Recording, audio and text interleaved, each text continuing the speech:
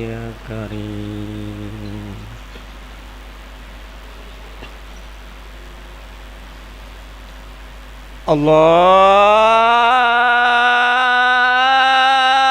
الله أكبر الله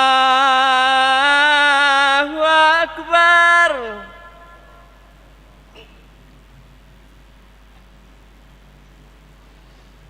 الله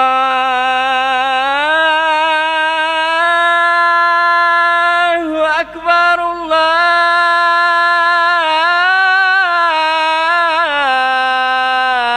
الله أكبر.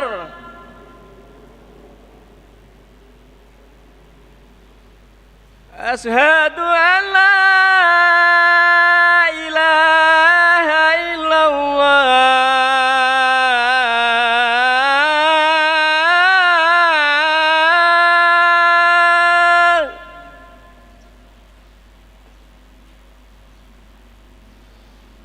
أشهد أن لا إله إلا الله.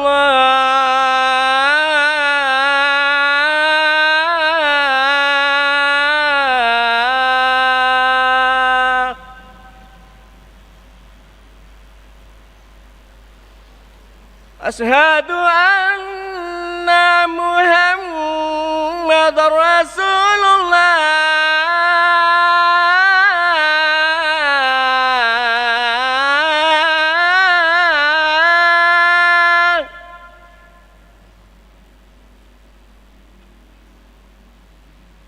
أشهد أن محمد رسول الله.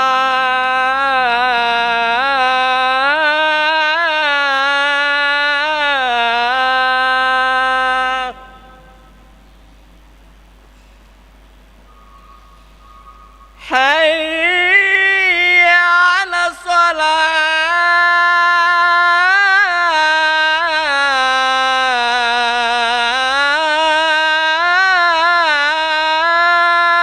الصلاة.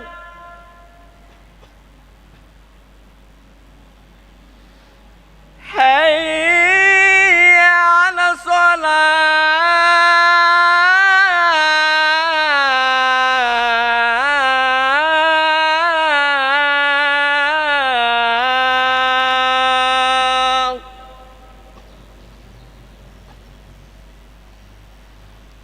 حي على الفلاح.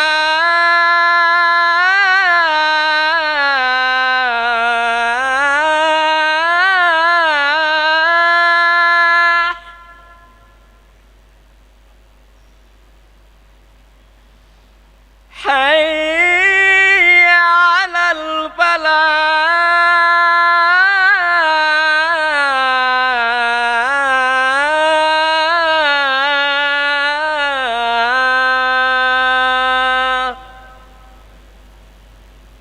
الله أكبر الله أكبر. لا إله إلا الله.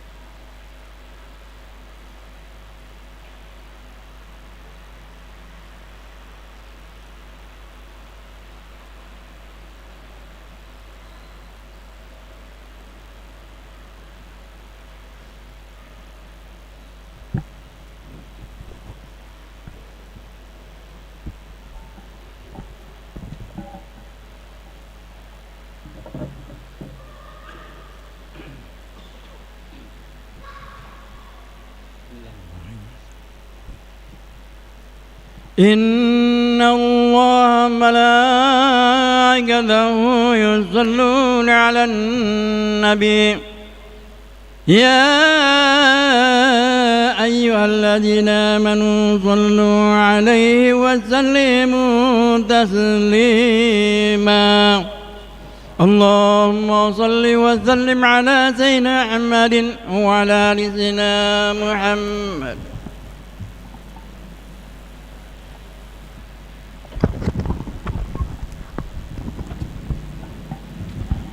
Assalamualaikum warahmatullahi wabarakatuh. Allahu Akbar, Allahu Akbar, Allahu Akbar, Allahu Akbar. Asyhadu an la ilaha illallah, asyhadu an la ilaha illallah, asyhadu anna Muhammadar Rasulullah, asyhadu anna Muhammadar Rasulullah.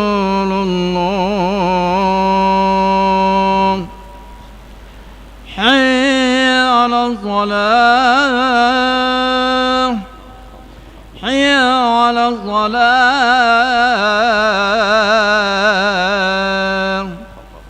hayya 'alal falah, hayya 'alal falah. Allahu Akbar, Allahu Akbar. La ilaha illallah.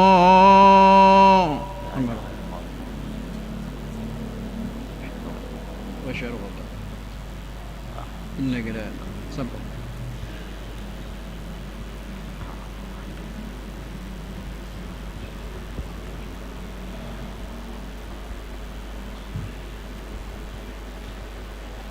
Alhamdulillah, alhamdulillahi mu'izzi man ata'ahu wattaqah wa muzilli man khalafa amrahu wa asah wa ashhadu an la ilaha illallah wahdahu la syarika lahu la ma'buda bihaqqi siwah wa ashhadu anna sayyidana Muhammadan abduhu wa rasuluh. Allahumma salli ala Sayyidina Muhammadin wa ala alihi wa ashabihi wa man iqtafa asyarahu wattaba'a huda. Amma ba'du, fa ya ayuhan nasu taqullaha haqqa tuqati wa'lamu annal amra bil ma'rufi wan naha anil munkar kad waha janibuhu wa qasura mujanibuhu hatta muqita indakum muqaribuhu fasaqula bihi lisanuhu wa maqaluhu. Qala Rasulullah sallallahu alaihi wasallam, man ra'a minkum munkaran falyughayyirhu biyadihi fa in lam yastati' fa bilisanihi fa in lam yastati' fabi qalbihi wa hadza adhaful iman.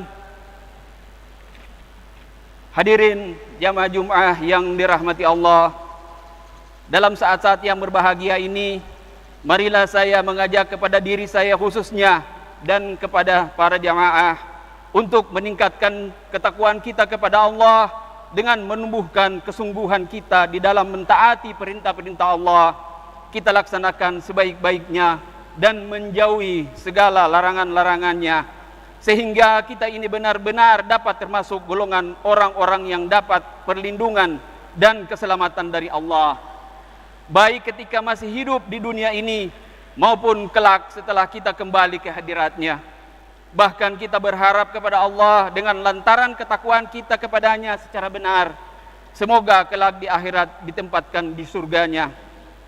Hadirin sidang Jum'ah yang dirahmati Allah, memang untuk menjadi mukmin dan muslim yang berbahagia dalam hidupnya lantaran keberuntungan dan keselamatan yang diperoleh dari Allah adalah berat sekali.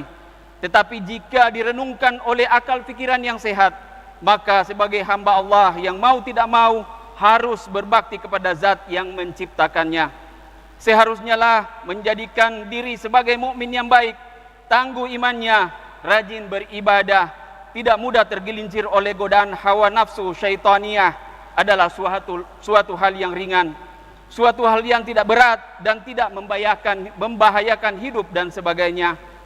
Kalau kita sudah tidak lagi menjadi orang yang baik, imannya goncang terus menerus, ibadahnya malas, enggan menjadi manusia yang taat kepada zat penciptaannya.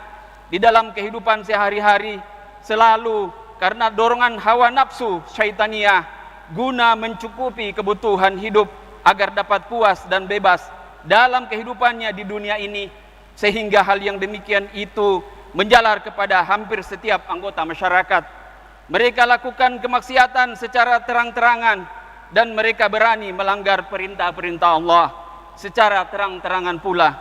Maka timbullah di sana sini kemaksiatan menjadi tuntunan dan kebenaran perintah Allah hanya menjadi tontonan saja. Dalam suasana yang seperti itu, mari pada kesempatan ini kita sedang bertakarub kepada Allah Subhanahu wa taala.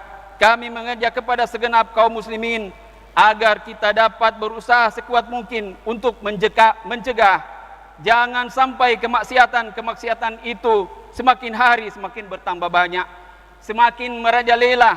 Kita tunjukkan mereka yang tergelincir dalam kemaksiatan tersebut kepada tindakan-tindakan yang terpuji oleh Allah dan dihargai pula oleh masyarakat dan negara.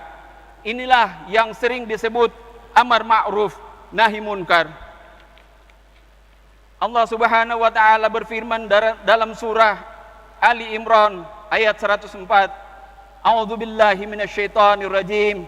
Wa takum minkum ummatun yad'una ilal khairi wa ya'muruna bil ma'rufi wa yanhauna 'anil munkar wa ulaika humul muflihun.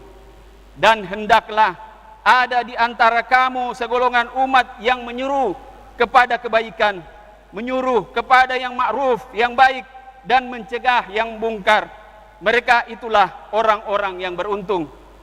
Ketahuilah bahwa kaum muslimin bahwasanya sudah menjadi sunatullah apabila kemaksiatan, kemungkaran, kejahatan, perzinahan telah berkembang dengan pesat dan dilakukan oleh penghuni dunia ini dengan terang-terangan tanpa ada rasa malu sedikit pun.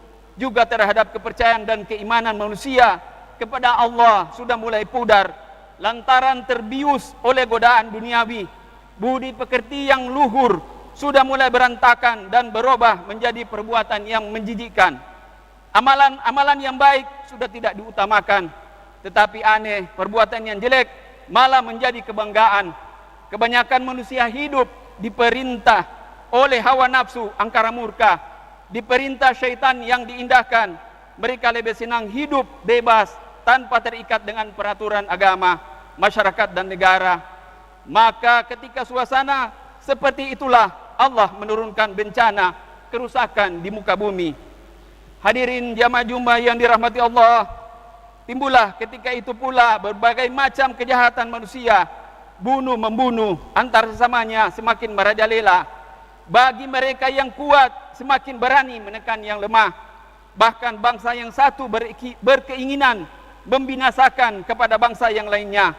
Karena perbuatan manusia seperti itulah suasana dunia menjadi kacau. Di sana sini timbullah bencana yang membawa malapetaka, bahkan sempat mengancam jiwa manusia. Kita lihat di musim kemarau yang panjang timbul kekeringan, tumbuh-tumbuhan, pertanian menjadi mati semua. Di musim hujan timbul banjir yang sulit ditanggulangi.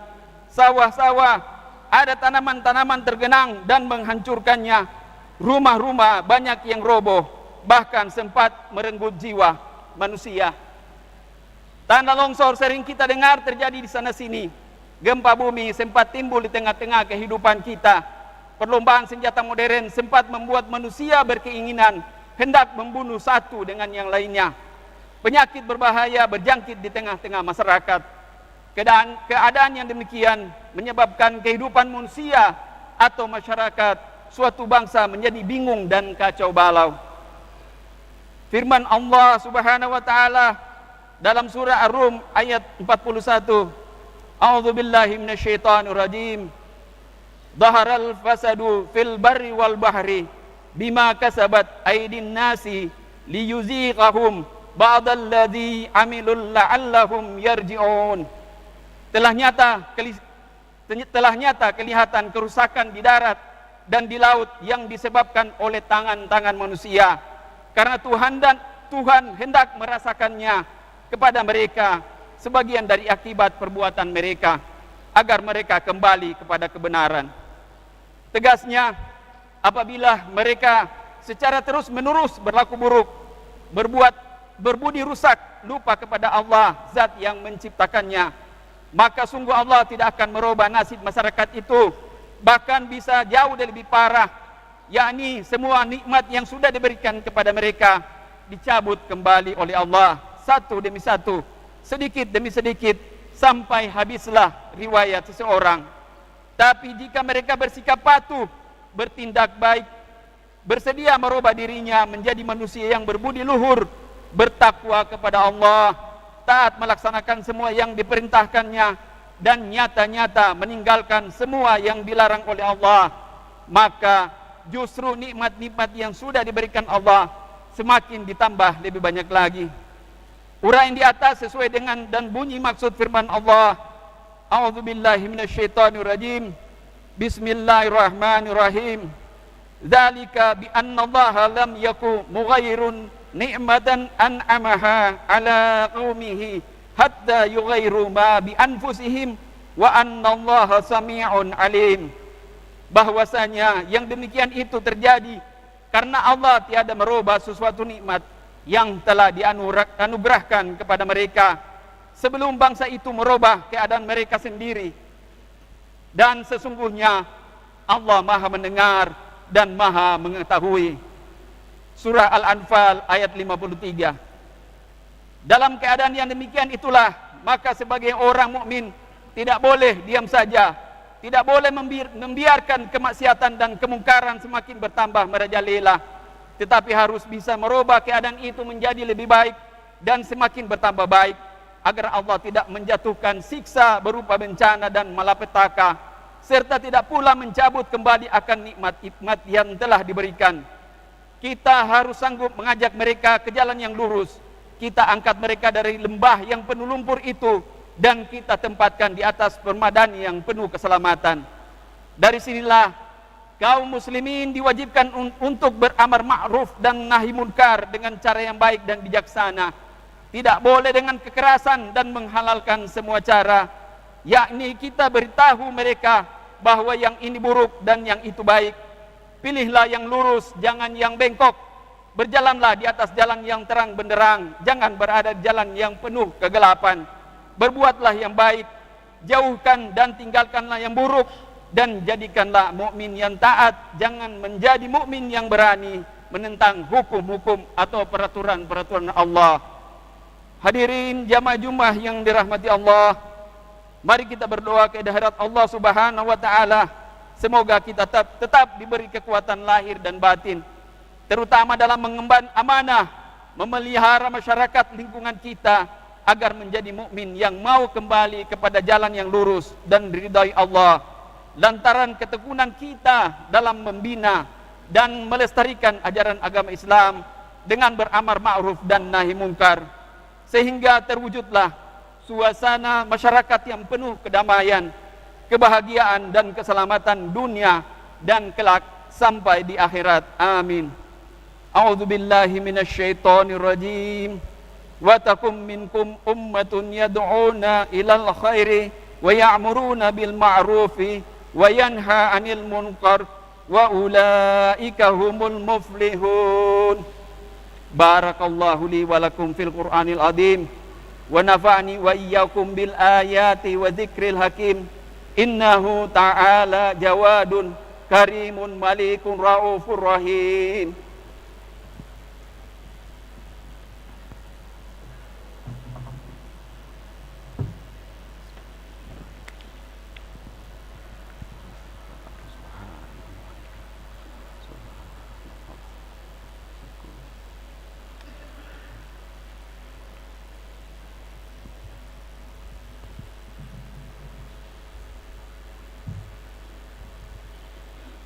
Alhamdulillah.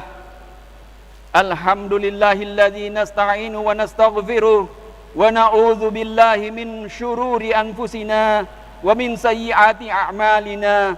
May yahdihillahu fala mudhillalah wa man yudlil fala hadiyalah.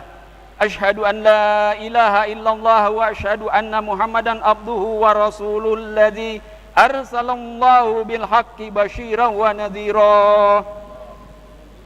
Allahumma salli wa sallim ala sayyidina Muhammadin wa ala alihi wa ashabihi wa man tabi'ahum bi ihsanin ila yaumiddin.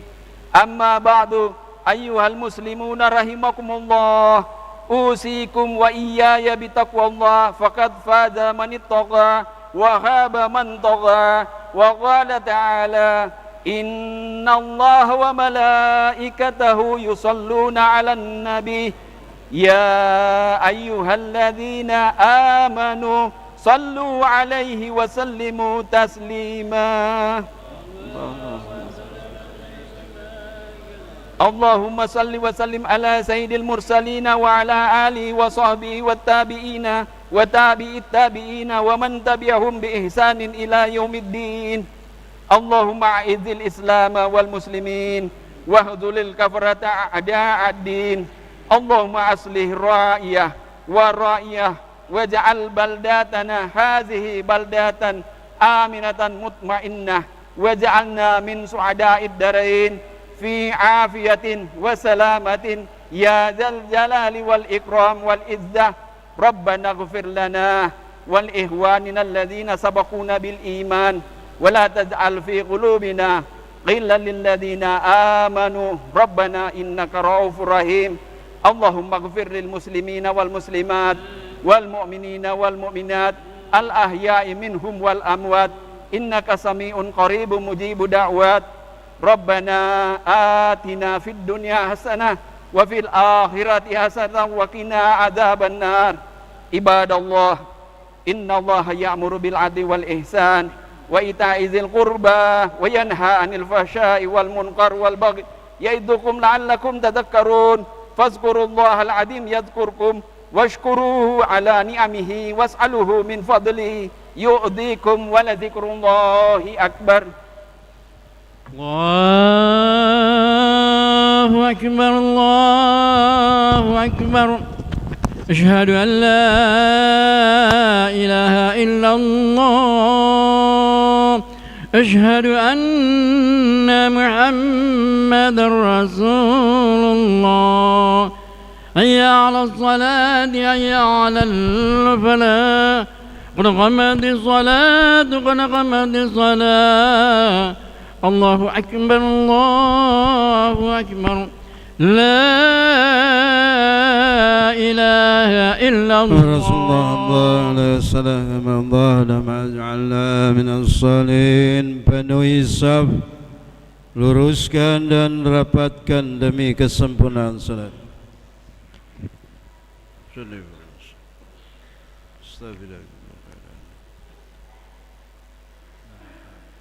Allahu Akbar.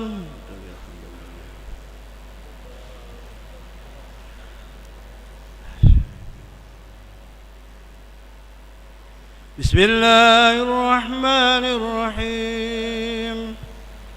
Alhamdulillahi Rabbil alamin. Ar-Rahmanir-Rahim. Maliki yawmiddin. Iyyaka na'budu wa iyyaka nasta'in. Ihdina as-siratal mustaqim. Siratal ladzina an'amta 'alaihim ghairil maghdubi 'alaihim waladdallin.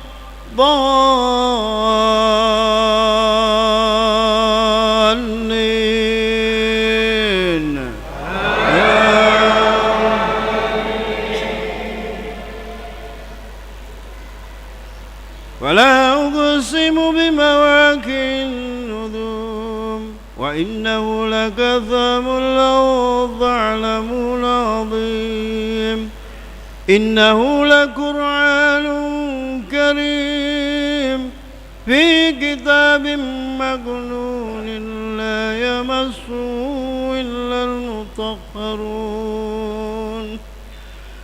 تنزيل من رب العالمين أفبهذا الحديث أنتم مدهنون وتجعلون رزقكم أنكم تكذبون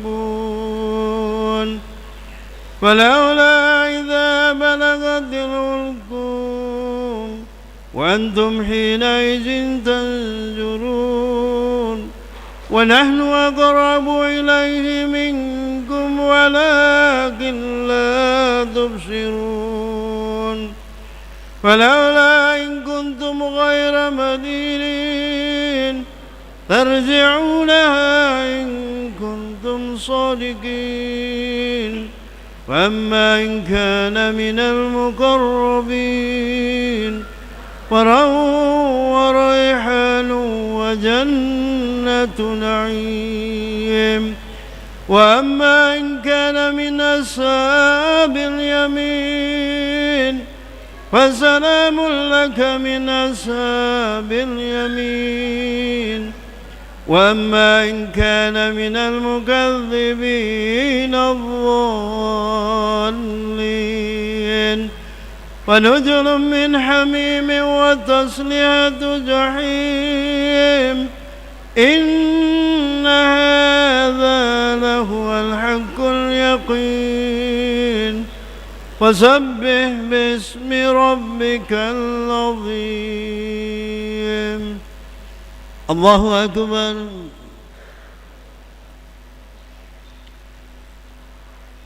سمع الله لمن حمده الله أكبر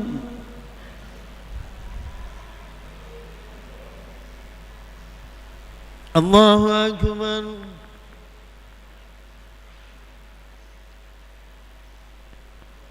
الله أكبر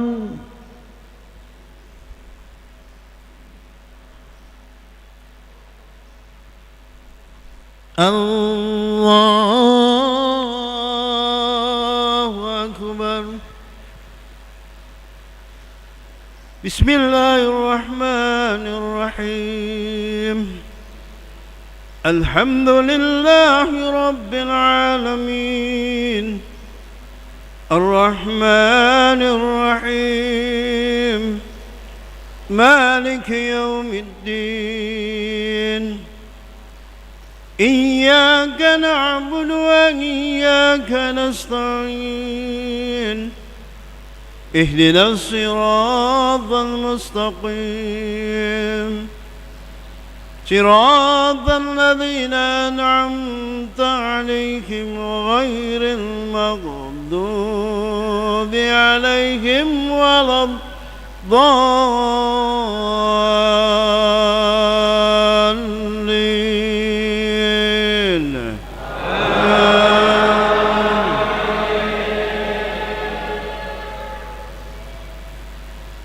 بسم الله الرحمن الرحيم والضحى والليل إذا سجى ما ودعك ربك وما قلى وللآخرة خير لك من الأولى ولسوف يؤتيك ربك فترضى ألم يجدك يتيما فعاوى ووجدك ضالا فهدى ووجدك عائلا فأغنى فأما اليتيم فلا تقهر وأما السائل فلا تنهر وأما بنعمة ربك فحدث الله أكبر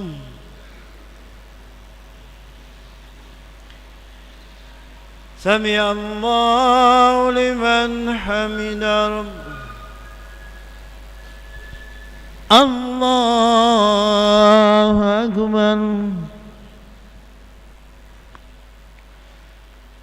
الله أكبر الله أكبر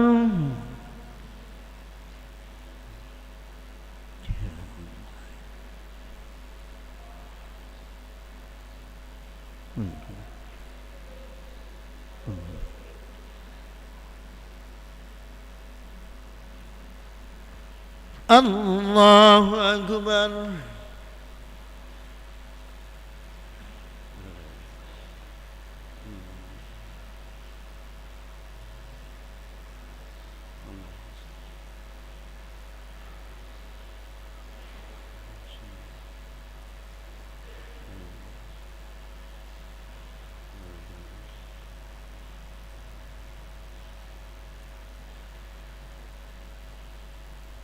السلام عليكم ورحمة الله السلام عليكم ورحمة الله الحمد لله رب العالمين استغفر الله العظيم الذي لا إله إلا هو الحي القيوم استغفر الله العظيم الذي لا إله إلا هو الحي القيوم إليه أستغفر الله العظيم الذي لا إله إلا هو الحي القيوم إليه الفاتحة أعوذ بالله من الشيطان الرجيم الحمد لله رب العالمين الرحمن إياك نعبد وإياك نستعين غير المغضوب عليهم ولا الضالين بسم الله الرحمن الرحيم قل هو الله أحد الله الصمد لم يلد ولم يولد ولم يكن له كفوا أحد بسم الله الرحمن الرحيم قل هو الله أحد الله الصمد